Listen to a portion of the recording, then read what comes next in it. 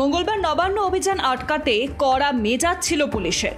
হাওড়া ও সাঁতরাগাছিতে barricade ভেঙে আন্দোলনকারীরা এগোনোর চেষ্টা করতেই পুলিশ লাঠিচার্জ শুরু করে। কাঁদানে গ্যাস ছোড়া হয়।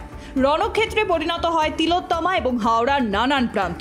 নবান্ন অভিযানে আন্দোলনকারীরা আক্রান্ত হওয়ায় পুলিশকে আক্রমণ শানিয়েছেন বিজেপির সর্বভারতীয় সভাপতি। এক্স হ্যান্ডেলে জেপি নাড্ডা লেখেন, যেসব সাধারণ মানুষ গণতান্ত্রিক নীতিকে মূল্য দেন, কলকাতায় পুলিশের স্বেচ্ছাচারিতার এই ছবি তাদের মনে ক্ষোভ সৃষ্টি করেছে। ममता जी ऐसे गुनाहगारों को बचाने का प्रयास कर रही हैं, इसमें आखिर क्या मजबूरी है आपकी? क्यों आप इनको बचाने का प्रयास कर रही हैं? यहां रक्षक ही भक्षक बन गया है। कोलकाता और पूरे पश्चिम बंगाल में गलियों में ममता बनर्जी के सरकार के खिलाफ हजारों विरोध प्रदर्शन चल रहे हैं, जहां आम लोग ममता बनर्जी के खिलाफ अपने घरों से बाहर निकल आए हैं।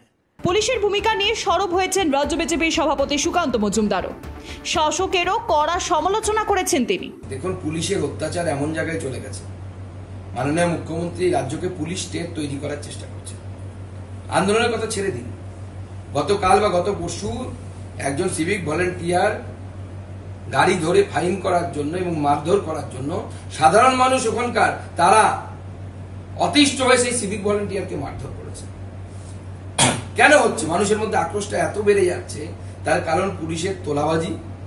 এবং পুলিশের মনে রাখবেন, পুলিশ নিজে তোলার জন্য তোলাবাজি করছে তা কিন্তু নয়। এই তোলার টাকা তৃণমূল কংগ্রেস পায়। তৃণমূল কংগ্রেস পুলিশকে দিয়ে তোলায়।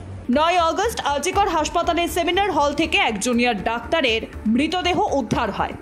তিলোত্তমার নৃশংস পরিণতির প্রতিবাদে রাত দখল করেন মহিলারা।